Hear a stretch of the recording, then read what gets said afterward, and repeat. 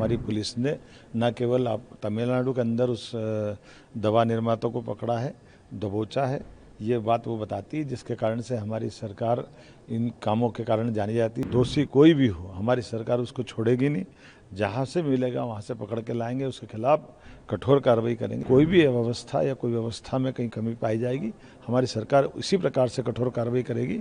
मैं SIT के गठन के समय भी मैंने बोला था, हमने लगातार इन सारी चीज़ों में जानकारी आने के साथ ही न केवल दोषियों को यहाँ से अपने विभाग के स्तर पे भी कार्रवाई की है, जिनको सस्पेंड करना उनको सस्पेंड भी किया, जिन पे जो कार्रवाई करना सब की है। और मूलतः तमिलनाडु के अंदर जिस फैक्ट्री के निर्माण के कारण से ये कठिनाई हुई है, रंगना था, उसको हमारी SIT पुलिस ने तमिलनाडु में जाके दबोचा, उसको पकड़ा भी। बड़ा शर्म की बात है, कांग्रेस उनके शासनकाल में 10,000 से ज़्यादा लोग यहाँ भोपाल में मारे गए थे और एंडरसन को भगाने का पाप कांग्रेस के सिर पे है। कांग्रेस के शासनकाल में जितने प्रकार से कार्रवाई होना चाहिए थी, उनने कभी नहीं की।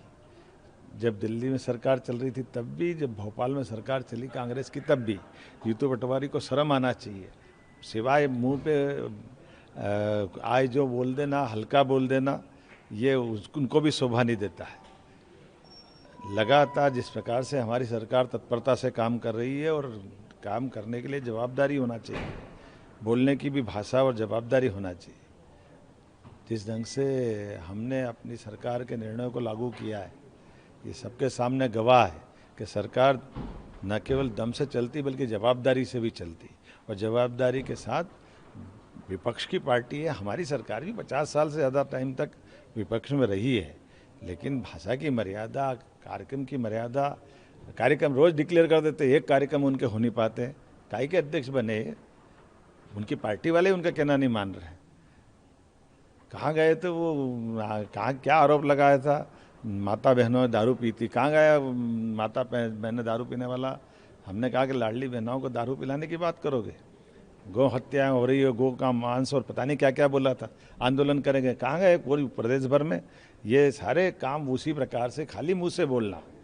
अब उनकी बोलने से उनकी विश्वसनीयता भी फर्क पड़ रही है। मैं उम्मीद करता हूँ कि सही बोले, कम बोले, लेकिन बोल करके सकारात्मक बात आए तो ज़रूर करें।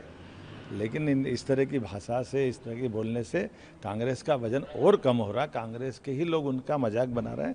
ज़्यादा अच्छा होगा कांग्रेस आत्मचिंतन करे, विचार करे।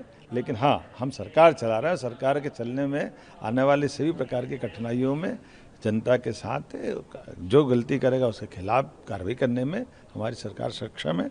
और उम्मीद कर रहे हैं कि जिस प्रकार से हमारे अपने कामों के आधार पर सरकार की व्यवस्थाओं की एक साख बनती है, यशस्वी प्रधानमंत्री के नेतृत्व में लगातार हम उस काम की तरफ आगे बढ़ रहे हैं। इसलिए आज मैं फिर एक निवेश के नए गंतव्य की ओर मुंबई यात्रा पे जा रहा हूँ। हमारे राज्य के अंदर निवेश बढ़े, राज्य के अंदर सुव्यवस्था स्थापित हो, युवाओं को रोजगार मिले। हर एक वर्ग के लिए जीवन में जब रोजगार आता है तो गरीब, महिला, युवा, किसान सबके जीवन में बदलाव आता है।